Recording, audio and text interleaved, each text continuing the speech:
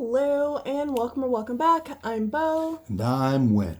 And this is our zero-based paycheck budget for May 3rd to May 16th. So this budget has already drifted away from the monthly budget, and that is partially because we have to shift our priorities so that we're spending less money on the needs that make us less happy, essentially, so that we can pay down debt faster. And also because now insurance isn't paying for the kids' therapy, so we have to adjust our budget because now we're paying $40 a week for their therapy. So let us get into it. Okay, so for Inflow, we are budgeting $13.48 for his paycheck, which is basically the least that he needs to budget. And then $1,003 for my paycheck because that is the worst paycheck I've gotten at my job. And then we're taking $50 from savings estimated because the youngest, it's his birthday. Sure is. Yep. Is his birthday. Turned 7. Yep. So presents need to be bought. So that is a total inflow of $2,401. And then we go down to his spending. So kid bills, that's going to be $80 because it's $40 a week now, plus his portion of their insurance on the 1st is going to come up. And then internet, we're budgeting $66. S&M collections, $50. Heating bill, $470. Now, it's not going to be $470, but that's the worst one we've gotten. So, as long as it's less, we're good. And then adventures, we're budgeting $50 again for the youngest's birthday. So that's a subtotal of $716. Leaves us with $1,685 to budget. And then for his saving, we're budgeting $14 to kids, because we still have to fill the kids' clothes and furniture fund. And then $618 to his emergency fund because we've got to bulk that up for the summer just in case. That's a subtotal of $632 for his saving, leaves us with $1,053. So then we go to my spending. So I'm budgeting $32 for my monthly bills, $187 to his debt, which is more than what I normally budget, but we gotta start moving in that direction. $25 for dining out, which is less than I normally budget, but we gotta get that in order. Our waistlines, our waistlines and our wallets will thank us. $200 for groceries, which is less than we normally budget because we're trying to meal plan a little better and keep things in order. We'll see how that goes. $60 for transportation and $80 for health.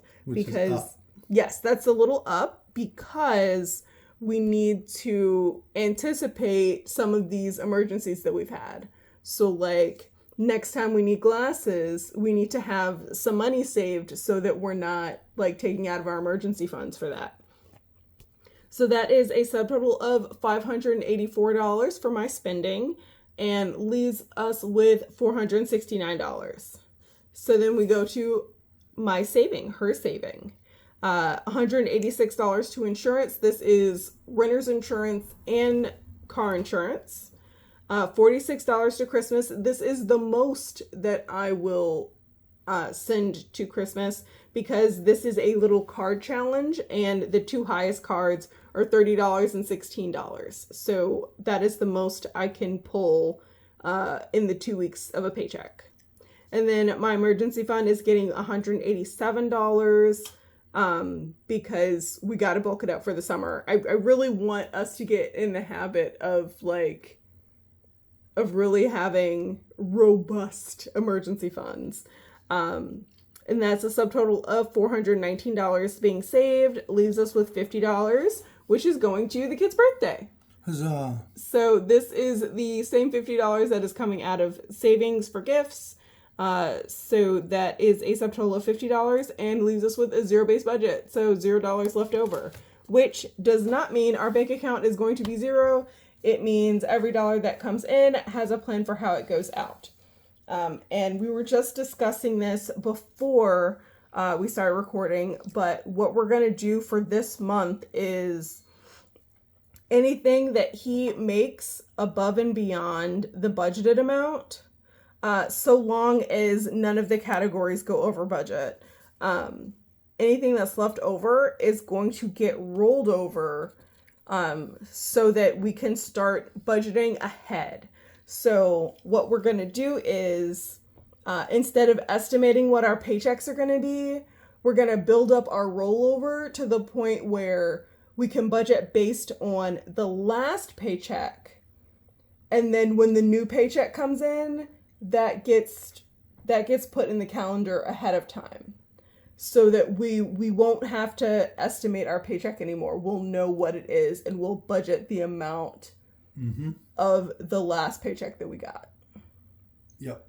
So that is us trying to like get all of this under control, and hopefully it'll work out. I think so. I think this is a move in the right direction. Good grief.